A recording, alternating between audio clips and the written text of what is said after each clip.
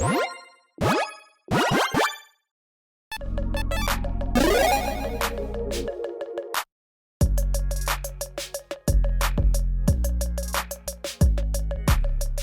everyone, Mitch coming in from the Commander Score studio. Welcome to the show. So today's episode comes to you courtesy of one of my amazing patrons, Matthew, who's been supporting this channel as a general tier patron. I truly couldn't do this without the support of patrons like you, so again, thank you so much. And for the personalized deck tech, Matthew chose a brand new commander with Rev, Tithe Extractor, a 3/3 human rogue for 4 mana in black. Whenever you attack, target creature gains death touch until end of turn. Whenever one or more creatures you control deal combat damage to a player, create a token, a treasure token I should say. They look at the top card of that player's library and exile it face down. You may cast that card for as long as it remains exiled. So this commander in a way is kind of like Ragavan times 3, but we'll see it's maybe even like times 6 in a way. It's kind of crazy what you can do with this commander. Basically, you get creatures out that can get through on your opponents, and this commander can help somewhat with that too, giving one creature death touch. But being able to get through on your opponents with different creatures, again, let's just say one creature for each opponent, means that off the top of those players' libraries, we get cards that we can stash away and use whenever we need to, and then also we get some treasures that we can utilize as mana sources for those. So that's quite nice. That being said, there are some sneaky ways where we can even double that up and get up to 6 cards in 6 treasures. And yeah, you might be thinking, well, Mitch, wait, no, don't you need to be in red for that kind? Oh, no. There are other ways to do it. Let's jump into it and many other exciting things on this episode where I take you through all the tactics, how this deck works, how you're going to win with it. And if you are interested in this commander, well, make sure you check out that deck list link in the description below. The commander itself is $38.66 right now. That price, I believe, should go down a decent amount, I would think. Maybe even a lot by the time the actual set comes out. So you might want to wait a little bit on that, but the rest of the deck is incredibly budget friendly. 50 cents or less for every single card in the 99 of this deck at the time of printing.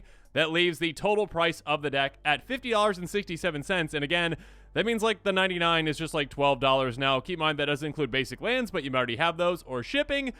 That being said, make sure you check out that link. And now let's jump into the tactics. First up, tactic number 1, small but fierce. Again, we want low to the ground evasive creatures that we can get out quickly. And the second our commander comes down, we are ready to hit 3 opponents right away, get 3 treasures, get 3 cards. What's not to love about that? A 1/1 Phyrexian insect with flying, battle, fly, swarm for a single black mana can also give it death touch, which is quite nice because it can make it more difficult for our opponents to justify blocking. Or if we have it back as a blocker, that's nice too. Blightkeeper, a 1/1 flyer for a single black mana as well. You can pay 8 mana until tap sacrifice to make someone lose 4 life, you gain 4 life. I mean, that's nice. It can be a finisher, but the thing we care about, low to the ground, evasive creature. Ethereum Pteromander. Pteromander? I can never know how to say that. A 1/1 Salamander Drake with flying for a single black mana. Can block only creatures with flying. That's okay. We can also adapt this as well to get it, larger if we need to. Eye Collector, another great one. Low to the ground, 1/1 fairy for a single mana in black. It has flying. Whenever it deals counter to a player, each player mills 1. So that's nice. There are certain things out of the graveyard we can utilize. Eye Twitch is a cool card, though, too. A 1/1 Eye Bat, because that's a thing, with flying for a single black mana. When it dies, learn. So a nice additional value out of it dying, too. Fairy Dream Thief, a 1/1 flyer for a single black mana. Enters the battlefield, surveil 1. So some great card selection there. On top of that, by paying 3 mana, we can exile from our graveyard to draw a card, lose 1 life. Good graveyard synergy there. Next up, Infestation Sage, a 1/1 Elf Warlock for a single black mana. Now, this does not have any evasion. That being said, when it gets taken out, it dies. You make a 1/1 black and green insect creature token with flying. So this is 2 creatures in one that is evasive. Next up, Nightshade Stinger, a 1/1 flying fairy rogue for a single black mana that cannot block, and that's completely fine with us. Next up, Pilfering Imp, a 1/1 imp with flying for a single black mana. Pay 2 in total, tap, sacrifice. Target opponent reveals their hand. Choose a non-land card from it. Then they discard that card, so it's a nice way to take out something from someone's hand if we need to. Then there's Plague Beetle, though, a 1/1 insect for a single black mana with Swamp Walk. So, for that one unlucky opponent, or 2, or all 3 that happen to have a swamp in play, this is just going to keep coming at you. Moving on, Prickly Boggart, a 1/1 Goblin Rogue for a single black mana that has Fear. So again, your opponent can only block it with black creatures or artifact creatures. Otherwise, it's getting through on them. Next up, we've got Quag Vampires, a 1/1 Vampire Rogue for a single black mana with with multi-kicker. It's got Swamp Walk, enters with a counter on it for each time it was kicked. We usually just care about this coming into play with nothing on it and just being a 1/1 for 1 that has Swamp Walk, so there you go. Shadow Alley Denizen. Now again, this one does not have inherent ways to get through, but it has a very easy way to get through. A 1/1 Vampire Rogue for a single black mana. Whenever another black creature enters the battlefield under your control, target creature control gains Intimidate until end of turn. We can either give it to this creature or another creature. It can really help us out a lot. Next up, Sturge, a 1/1 flyer insect bat that costs a single black mana. It can't block, again, that's okay. We can pay 2 mana total, pay 1 life, sacrifice to draw a card as well if we need to. Tormented Soul, never blocking this one. 1/1 spirit for a single black mana. Can't block, is also unblockable. So yeah, this one is coming through again and again and again.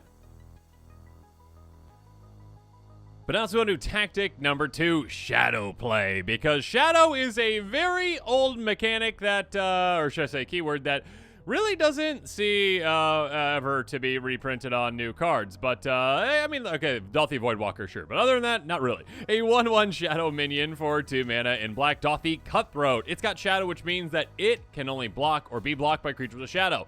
Basically, in many Magic games out there, this means it's unblockable and it can't block. Also, it can destroy creatures with Shadow if you really need to. Again, if an opponent has a creature with Shadow, cool. Take it out with this. Next up, though, Dothy Ghoul, a 1/1 with Shadow. Whenever a creature with Shadow is put a grave from play, you get a counter on it. Cool. Next up, Dothy Horror, a 2/1 that has Shadow, and it cannot be blocked by white creatures either. So again, if your opponent happens to have a white creature that has Shadow, and they're like, I'm ready to block, and you're like, no, there we go. Dothy Slayer, a 2/2 with Shadow, and it enters every single turn. It's going to be attacking from the time it gets down there. Well, not the first turn. It's going to be a little tired. But after that, it's going to be attacking again and again and again, which is completely fine with us. Then there's Dothy Warlord, a star 1 soldier that costs 2 mana.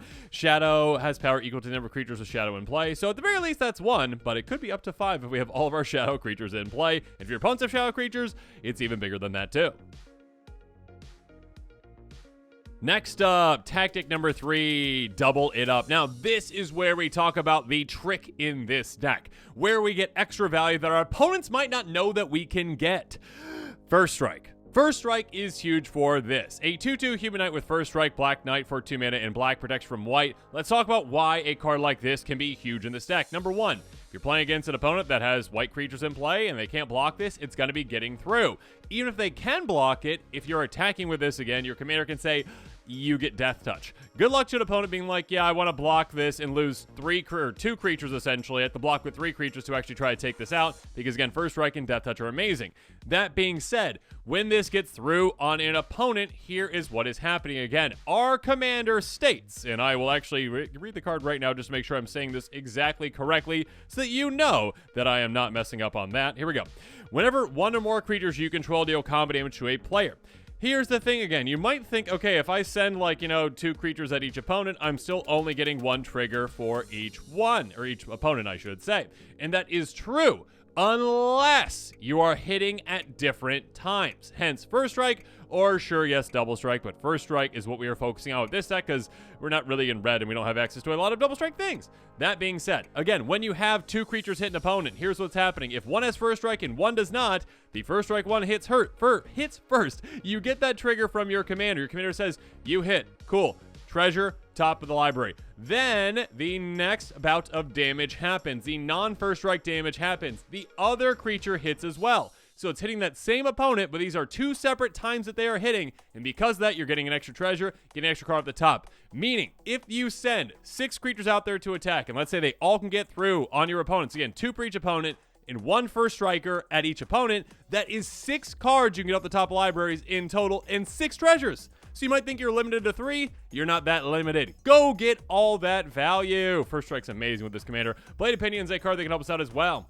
Heroes Flying and First Strike. Again, put this on a non-flyer, make them even more evasive. Gurmag Swiftwing, it's got First Strike itself and Flying and Haste. That is huge. Again, get this down, swing right away with another evasive creature, get through on an opponent, and all of a sudden get double the value from that opponent. Hidden Blade, flash it in for 2 mana, equip 2, enters the battlefield, attached to our creature you control, it's an assassin, gains Death Touch, cool. +1 with 0 and has First Strike. Next up, Knight of Malice, 2/2, First Strike, Hexproof from white, +1 with 0 as long as any player controls a white permanent. Quite nice. Next up, Quick Draw Katana, During your turn, equip creature gets +2/+0 and has first strike, and you could equip it for 2. Again, our turn is what we care about. That's when we're going to combat. Then there's Sharpened Pitchfork. Equip creature has first strike. As long as it's human, +1/+1. That's nice. We care more about that first strike, though. Then there's Viridian Claw. Equip 1, cost 2. Equip creature gets +0 and have first strike. That's really all we care about. Just get through. Just hit. Give us that extra value. Now, as good as all these cards are, there is one, in my opinion, that stands above the rest, and that is the golden pig of this deck, the number 1 card out of 99, and that is Drana, Liberator of Malakir, a 2/3 vampire ally for 3 mana with flying and first strike. Whenever Drana, Liberator, Malakir deals combination to a player, put a counter on each attacking creature you control. First of all, again, evasive and has first strike. Both things are huge for this deck. I just talked about exactly why in the last tactic. That being said, also on top of that, when this hits, and again, it hits first, we're going to be getting counters on all of our attacking creatures, making those tiny, tiny creatures larger and larger and larger every single turn. More threatening, and yeah, just building up our board presence quite a bit. It's a very good card for this deck, one that can help us win in the go wide strategy way, outside of the winning well by just stealing our opponent's best things off the top of their libraries and casting them, which is a great way to win as well. Next tactic, though, away with you. Yeah, again, not only are we stealing our opponent's things with this deck, but we're also going to be dismantling their things that are in play. Feed the Swarm, a great card. Source for 2 mana. Destroy target creature enchantment opponent controls. You lose life, you let permanent's mana cost. That's okay. We'll destroy it anyways. Kite Sail Freebooter, a 1/2 flying human pirate for 2 mana. It is evasive, which is quite nice. ETB's target opponent reveals their hand. Choose a non-creature, non-land card from it. Exile until this leaves the battlefield. So again, some card denial for our opponents as well. Plague Crafter, a 3/2 human shaman for 3 mana. ETBs, everyone sacrifices a creature planeswalker. Everyone who can't discards a card. So we're getting rid of things no matter what. Neverroll's Disc, a good panic button for us. Enters battlefield, tap, pay 1, tap, destroy all artifacts, creatures, and enchantments. Again, if you need to, get rid of everything. Moving on, Shriek Maw, 3/2 elemental with fear. So again, evasive for 5 mana. ETBs, destroy target non-artifact, non-black creature, or we can evoke it out if we just want to destroy something and don't care about this hitting the graveyard. Moving on, Noxious Gearhulk, a 5/4 with menace. So again, evasive for 6 mana. Enters, you may destroy another target creature. If a creature is destroyed this way, gain life equal to its toughness. Tegwell's Scurrying, a sorcery for 6 mana if I can count. And you may cast it though and flash by tapping 3 untapped creatures you control with flying, just paying its other cost. We've got plenty of those. On top of that though, destroy all creatures, create 3 1/1 Black Fury rogue creature tokens with flying. So again, if we need to destroy everything, we can, but when we do so, we also replace our creatures with some flyers to get that evasive attacking going again. Butcher Malakir, here we go.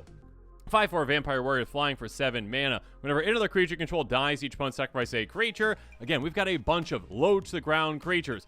If some of them happen to die, well, you know what? They're going to take down some bigger creatures with them with this in play. And also, again, this is evasive itself. Decree of Pain, yeah, if we really need to reset things, at least we can end up on top with this. Source for 8 mana. Destroy all creatures that can't be regenerated. Draw a card for each creature so this way. We're going to be drawing a ton. Or you can cycle it away if you need to.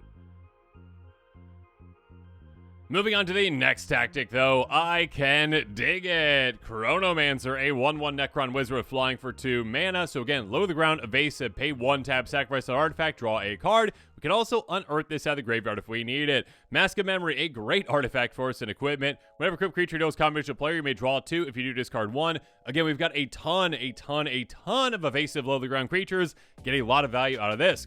Rogue's Glove, another way to actually get even more value. Whenever equipped creature deals combination of player, draw a card. Sign in Blood, someone draws 2, loses 2 life. Again, it's always going to be us unless it's late game, and that player over there has only got like 2 life left, so let's take them out. Then there's Triarch Praetorian, a 2/1 with flying, Necron for 2 mana in black. When it enters the battlefield from a graveyard, you draw 2 cards, lose 2 life. Quite nice. We can unearth this as well to do so. Then there's Voldaren Bloodcaster, a lot of value throughout the game with this. 2/1 flying Vampire Wizard for just 2 mana. Again, low to the ground evasive. Whenever this or another non-token creature control dies, make a blood token, which again is a great way to rummage. Whenever you create a blood token, if you control 5 more blood tokens, transform it, which can happen quite quickly. A 3/3 flying Vampire Wizard is on the backside. Bloodbat Summoner. Beginning of combat on your turn, up to 1 target blood token you control becomes a 2/2 black-bat creature show with flying and haste to other types, so even more evasive creatures. And then finally, Rankle Master of Pranks. A lot of value to be had with this one. 3/3 Fairy Rogue, flying haste, so again, get through quickly for 4 mana. Deals combination to player, choose any number. Everyone discards a card. everyone loses 1 life and draws a card, or everyone sacrifices a creature. Lots of great options for us. Next up, though, next tactic, 1 for the money, Wayfarer's Bauble, of course. First up, there's Wayfarer's Bauble. Pay 2 taps, sacrifice it, go get a basic land into play. Tap Arcane Signet, great turn 2 play. Taps for our color, of course, nice. Charcoal Diamond, enters battlefield tapped, also taps for a black. Fractured Power Stone, enters battlefield untapped, can tap for a colorless mana. Guardian Ale, enters battlefield tapped and taps for a colorless, but we actually can make it into a 2/2 golem by paying 2. So again, it can be a nice sneaky way to get through when an opponent might not have a blocker up for us. Mind Stone, tap for a colorless, pay 1 tap, sacrifice, draw a card. Prismatic Lens can either tap for a colorless or we can filter our mana with it. And the Iron Crag can also help us out too. Just taps for a colorless, or sure, a legendary creature comes into play, we can make an equipment. If we really need to do that, we can do that. Next tactic, though, 2 for the show. So, mana rocks that can give us 2 or even more mana. Everflowing Chalice, well, this is actually very flexible. Pay 2, taps for 1. Pay 4, taps for 2. Pay 6, etc., etc., etc. Moving on, Worn Power Stone always taps for 2. Cost 3, enters battlefield tapped. Taps for that too. Empowered Auto Generator can grow throughout the game. Artifact for 4, enters tapped. Tap, put a charge counter on it. It adds that much, essentially, of any one color. And we keep doing this again and again and again and again. It can build up a lot of mana throughout the game. Firemind Vessel, enters tapped, can tap for 2 mana of different colors. Hedron Archive can tap for 2 colorless mana, or you can pay 2 taps, sacrifice, draw 2 cards. Ichor Elixir, ignore most of that on the card. It just taps for 2. Sisay's Ring also taps for 2, and so does Golem's Eye. Sunspear Crystal taps for 2, but we can also pay 2 taps, sacrifice it, exile any number of target players' graveyards if we need to. And then finally, Dreamstone Hedron, taps for 3, pay 3 taps, sacrifice, draw 3 cards. Lots of great ways to ramp very quickly. But our final tactic, though, we are going to talk about some great lands, including Access Tunnel. It can tap for a color, so you can pay 3 tap, and target creature power 3 or less can be blocked this turn, so a way to just ensure we're getting a creature through. Escape Tunnel, tap, sacrifice it, go get a swamp into play, tapped, or tap, sacrifice, target creature power 2 or less can be blocked this turn. Yet another way to get a creature through. Rogue's Passage, you see a pattern here. Tap, strike, colorless, pay 4 tap, target creature can be blocked this turn. And then finally, Black Bloom Rogue, a 2/3 human rogue that is an MDFC land on the back for 3 mana. Menace, so again, some evasion there, which is nice. Plus 3/0 as long as the opponent's 8 or more cards in their graveyard. That's nice too. And with that, this episode is coming to a close. Comment below with your thoughts on it. And of course, as always, thanks again and have a good one.